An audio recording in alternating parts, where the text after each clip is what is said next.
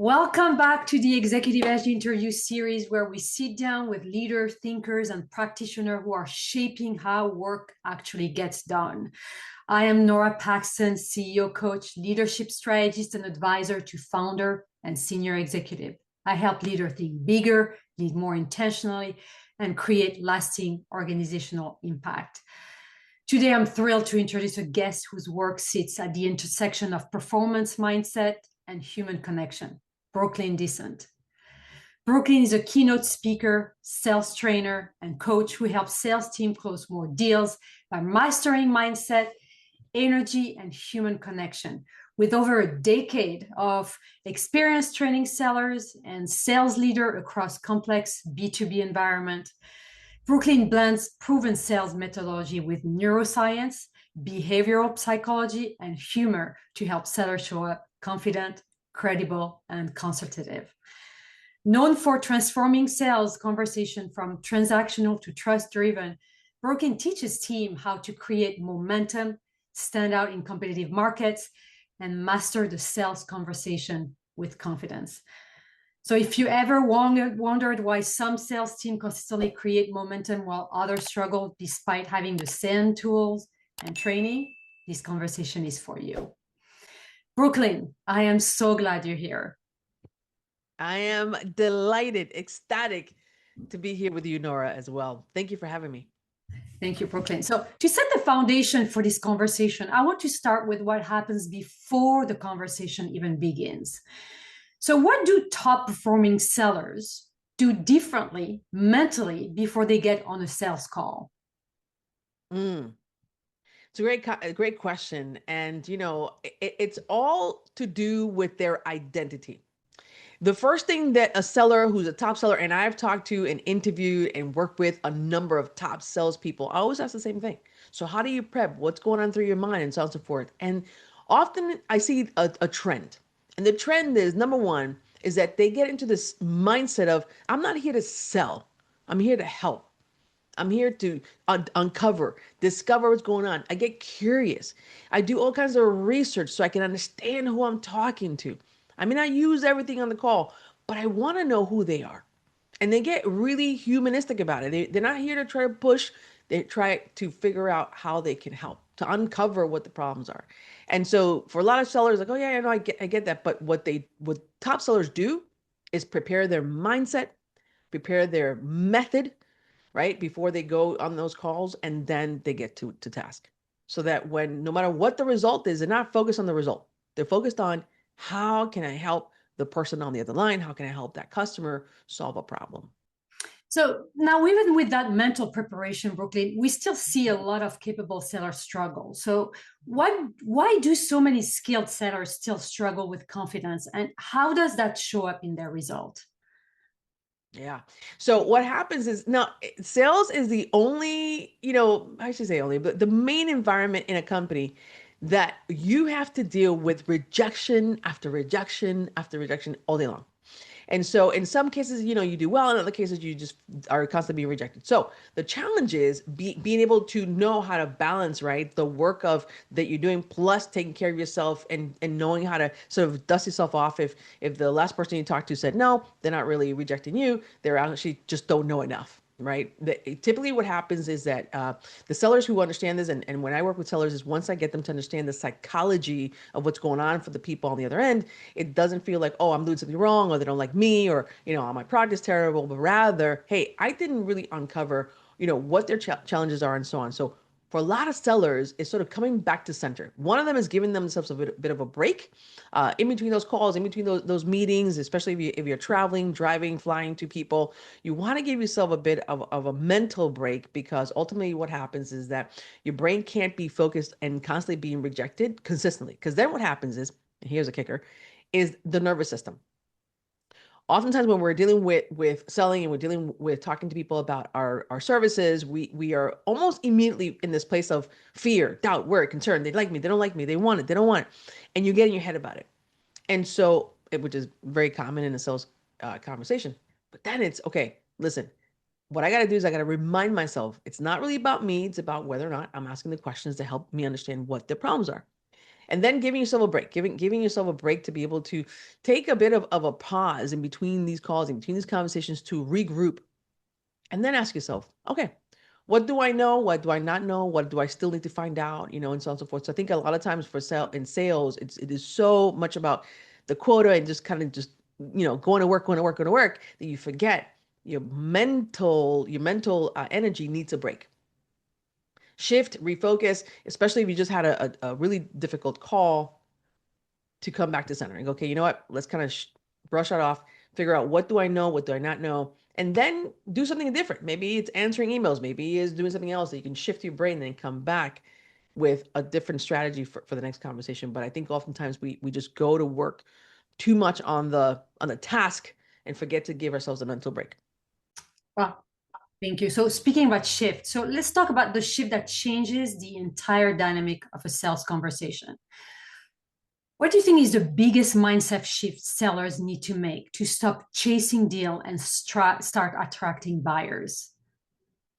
Such a good question, and I love how you said, attracting buyers, and how to attract buyers. I think that one of the biggest things is that most people, again, the immediate psychology of someone who's on a call to sell, and the person who's taking the call, let's say the buyer, the immediate feeling is, oh my God, here we go. Right. You're trying to have me do something, and I'm not ready. And so immediately what you have to understand is that the person on the other end, the buyer, will have this sense of resistance. It's automatic. It's not you. It's the feeling that I'm being sold to. Right. And so good sellers go, okay. And I've heard sellers on calls do this, and I think it's fantastic. Hey, Mr. Customer, we don't know each other. You don't know me. I don't know you. But tell you what, based on what I know a little bit about your company, I'm curious, are you dealing with this particular problem? And they may or may not be dealing with that particular problem, and you go on to maybe a different problem. But the key is that when the buyer gets a sense that you're not trying to push something on them, trying to sell something to them, it makes both interactions a bit more comfortable, a bit more easier. I always tell sellers is that if you feel tension in your body when you're having the conversation, the client feels tension. Because here's a kicker. It's energy. The buyer and the seller is an exchange of energy.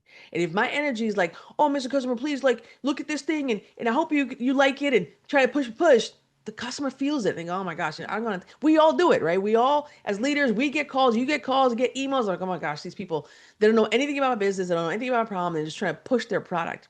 Versus, right, taking a breath and go, Mr. Customer, I'm calling you out of the blue. We don't know each other, but the little bit that I do know about your business, there's something I'm curious about, because I may have something, you may have a problem that I can solve. I have something I can help you with. Would love if you give me 90 seconds to tell you about it. If it doesn't work, great, we can move on. Right? It kind of eases the stressor of like, hey, Mr. Customer, here's me, here's what I do. Da, da, da. I'm like, oh my gosh, slow down. Like, they don't know you yet. And so what happens is people try to bypass that what we call the critical mind to get right to the sale. And we immediately put the blocks up, because we know that the person wants to get something for themselves versus, are you here to help me?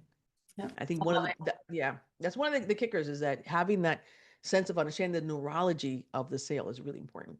Yeah, love it, love it, love it. I want to zoom out of from the individual now, seller, and Yeah. look at the system around them. Mm. So why do most sales coaching programs fail to change the behavior long term?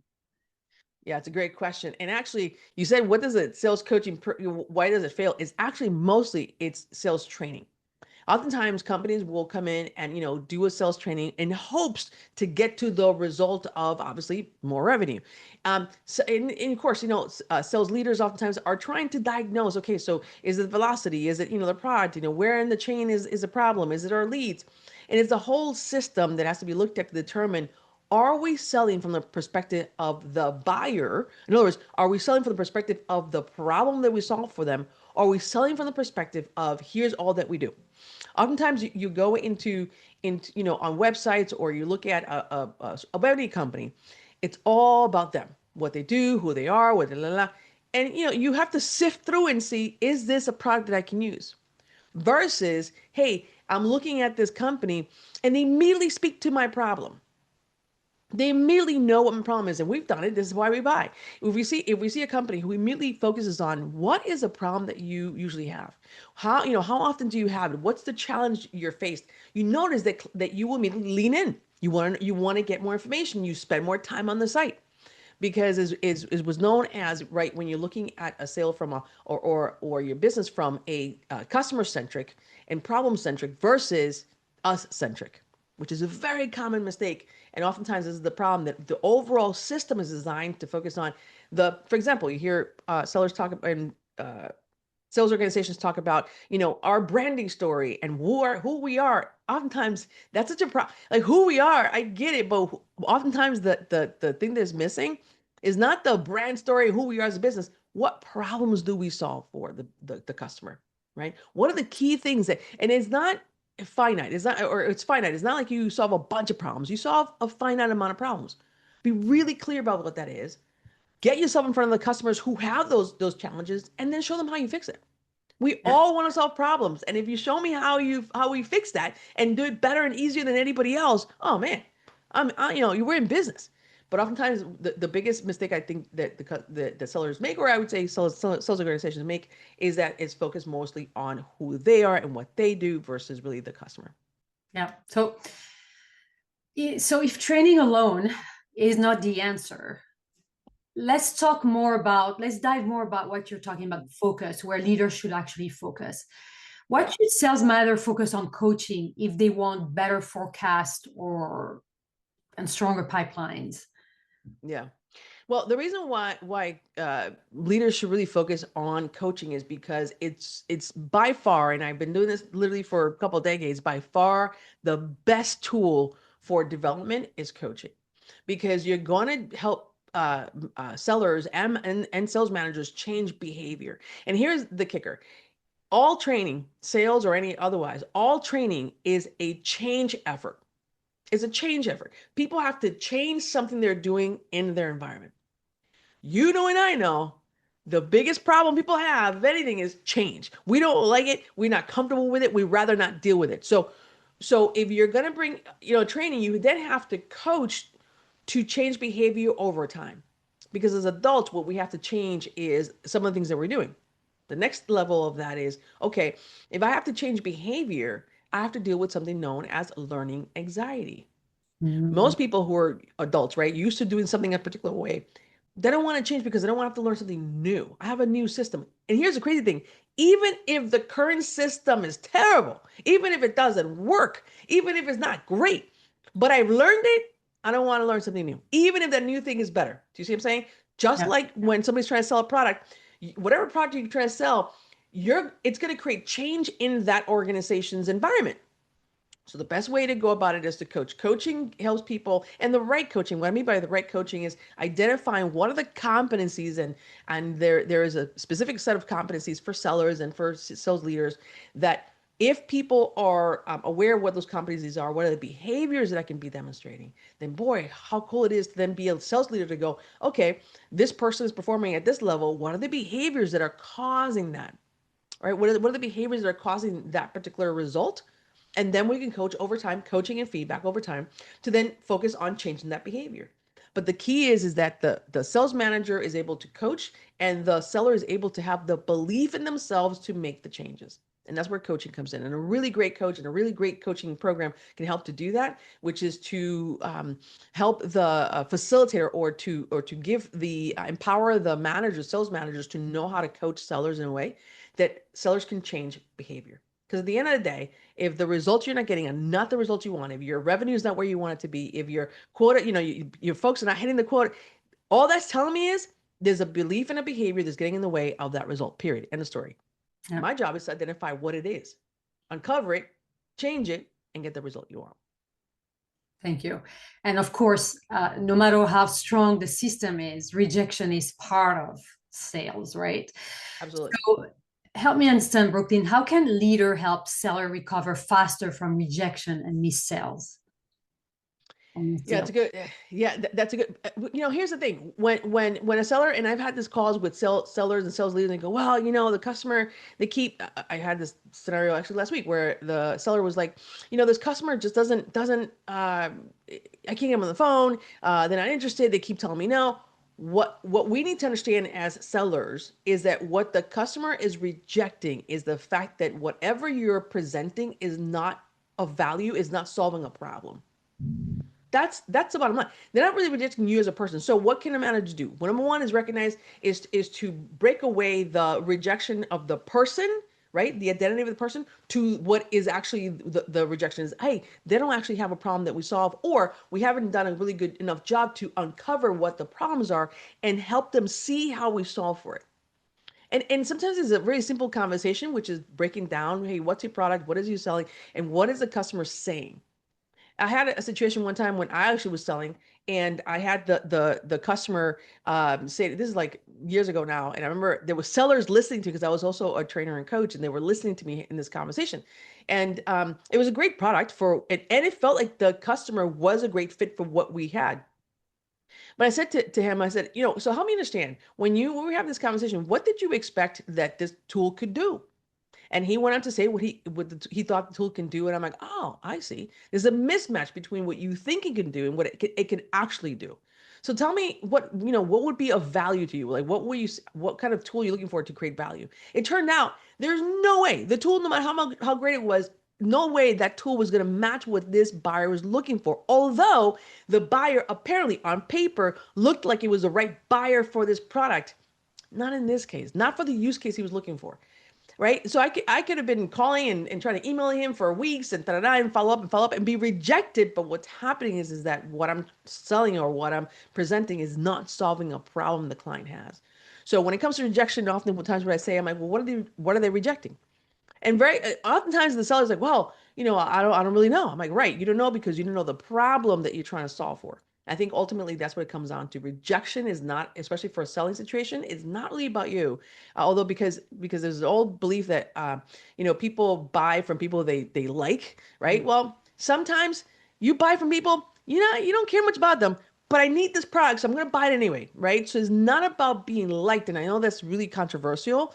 It's not about being liked. My job is not for you to like me. My job is for me to be able to share, to find out from you what your problem is, identify the challenges you're having, and see whether or not I can help you. Whether you Yeah. like it or not, it's really irrelevant. And I think that's a really old myth in sales, and people will fight to be liked, which is when they get rejected. They feel a bit of a little, they take it personally. And mind you, let me be clear. I take it. Somebody rejects me because I'm going to do a keynote. They go, no, I'm going to find somebody else. I'm like, oh, what do you mean? I'm the best keynoter. What are you talking about? I'm the best person for this guy. Oh my God, your people going to have a great time.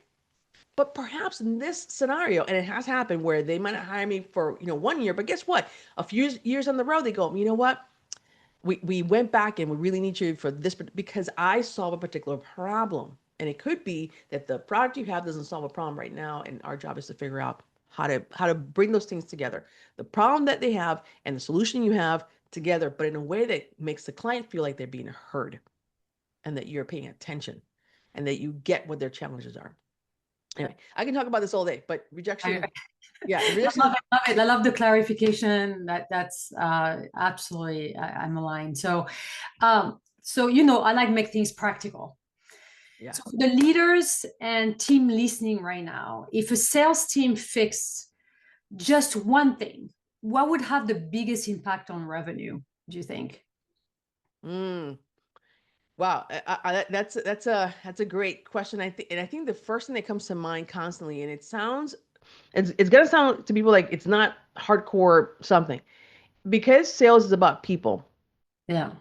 Oftentimes, what it comes down to is that it comes down to identity. Oftentimes what I find is that sellers who don't are not doing well, and this actually literally happened a couple of months ago. I was having a conversation with a sales leader, and great sales leader could lead a team, but for some reason they were having this one particular challenge with a seller. And she's talking to me and talking to me and telling me the whole story, and she's telling me, sharing with me what's going on with the seller. And I said, let me tell you right now, this person does not see themselves as a seller. And she goes, oh, I know. She says, oh, I know. They don't see themselves. I'm like, so then why are we talking? The fact is that this person does not see themselves as a seller. no matter how much training, and she had put it through training, through coaching. And I said, here's the problem. The person does not want to be a seller. And the manager says, no, she's told me that. I'm like, you should have led with that. They don't want to be a seller. So then why would you train them, coach them because they want to? She goes, well, she really wanted to try it out. I'm like, it's not their skill set, because sales does take a particular skill set. And by the way, sellers out there and leaders, is not that you're boisterous or super energetic. No, you have people sometimes that are very quiet, very introverted. They're great salespeople because they listen. They'll sit and they listen. They're methodical, right? So the biggest thing I would say in a sales organization that can change or shift is the identity of a seller. Do you see yourself as a high performing seller? And by the way, the other challenge in sales organizations is often the sales results are visible for everybody to see. That is impacting. It's just like being on a sports team. That's why sports team, there's so much energy around it, because everybody can see your results. Everybody can see your stats. And it creates a bit of, psychological, angst, because everybody can see your results. Nowhere else in the organization do people post how marketing is doing, how, HR is doing, how, nobody posts their results. Nobody, but in sales, you see it. There's a leaderboard, and man, it could be devastating when you're not at the top of the leaderboard. And again, this is controversial. If the focus of the sales organization is on those results, you're going to lose, because you're going to have people who probably perform at a higher level, but the intimidation of not being on the leaderboard causes angst. And so therefore, that's one of the challenges I would say for sales organizations is like, look, if your focus is on those results, I get it, because you want to give, healthy competition. A lot of times what that causes is psychological safety issues. I don't feel psychologically safe, right? That I can learn, that I can make mistakes, that I can, that I can go along. So in a sales environment, because the sales environment is so riddled with learning new things consistently and dealing with rejection that sometimes feels personal, the fact that my results are now visible, it's very detrimental for certain people and for certain people's development. And so what I would say is, if you can have an organization that focuses more on the behaviors that people are enabling, right? That the things that people are doing differently, the not just the way they're being productive, but the way they're being, uh, um, I would say, positive in their approach, right? So sharing stories about how so-and-so was having a difficult time, but boy, here's what they did to turn that around. So the numbers themselves don't tell the story. And I think this is what the point I'm trying to make is that a sales leaderboard doesn't tell the story. Why? Because then everybody thinks that person who's on the top of they're a magician. I don't know how they do it. What's their trick? What's their magic? And oftentimes it's just hard work and discipline. It's making the phone calls. It's picking up the phone. It's instead of always emailing, it's calling somebody. That's what they do differently, right? But people think it's something magical. And because we're focused on that result, we forget to focus on the behavior and the people that are creating those results, and telling that story, I think, goes a long way. Yeah, well, I love that you challenge us, Brooklyn. So for our listeners who are nodding, I'm sure, along and thinking, this is exactly what my team needs, I want to help them understand where your work has the greatest impact. So who benefits most from your sales training and coaching, and what problems do you help them solve? Yeah, great question. So the people who benefit the most, I think, from the work that I do is sales leaders, because obviously they can scale the work that we do together. The biggest challenge that I find in that space is just feeling like it's all about the numbers, and I have to focus on these numbers and helping them shift from numbers to people, right? To the human side of sales, both on the seller side and on the buyer side, understanding that. So the biggest impact is really organization and how you think about it. What I hear people tell me, and I'm not saying this, here's what I do. Here's what people have told me is like, you help us to think differently, to really help us to shift how we're thinking, shift how we do things. Because at the end of the day, oftentimes it's not very complicated. It's just that we're focused. Sometimes our focus is on the wrong things. And we're driving the wrong behavior, right? So so let's change the behavior from one direction to another that actually makes sense from a human side. It's really, really important, because at the end of the day, I don't care how much AI comes along, it's sales, and happens with people, and it's an energetic exchange. So the biggest impact is sales leaders and sales managers, because again, they can scale the work that we do. And ultimately what I help to in a sales organization do is, in fact, their biggest problem is how do we help people shift their thinking so they can get the results that we're looking for? Because at the end of the day, that is the key. Change your thinking, change your results. Yeah. And absolutely, I've been a witness of your programs, and I love the way you challenge the leaders. I love the way you challenge their thinking, how you shift their mindset. You're actually transforming how we think about sales. So before we wrap up, if someone wants to take the next step, where can listener learn more about your work or bring you into their organization? Yeah, great question. Thank you for that. You can find me at brooklyndecent.com. brooklyndecent.com. The same on LinkedIn. You can find me under Brooklyn Dicent. And, drop me a DM or send me a note and say, hey, I heard you on Nora's podcast and let's book some time to have a conversation. What I'm looking to find out is what's going on in your organization. What are the things that you feel like it's getting in the way? And then we'll have a conversation about what that might look like. Ultimately, every conversation I have with a leader, they always tell me the same thing. Oh my God, like I hadn't thought about these things before. This is really, really powerful. So that conversation itself is going to be powerful. No obligation. My job is to understand what's going on for you and whether or not I can help you. I may not be the person, but let's find out together. Awesome. Thank you, Brooklyn. It has been such a grounded and refreshing conversation, as always. I always love talking to you. You've shared powerful insight on mindset, confidence, leadership, and what actually drive trust and momentum in sales conversation. And what I appreciate most is how practical and human your approach is. This is not about script or pressure. It's about presence, belief, and connection. So for those listening, if you want sellers who stop chasing deals and start attracting buyers, this is the kind of work that creates real change. Brooklyn, thank you for your insight. I love your energy and the impact you're making in the sales world. And to everyone tuning in, we'll be sure to include links so you can learn more about Brooklyn work and explore how to bring her into your organization. Until next time, keep leading with intention and stay on your edge.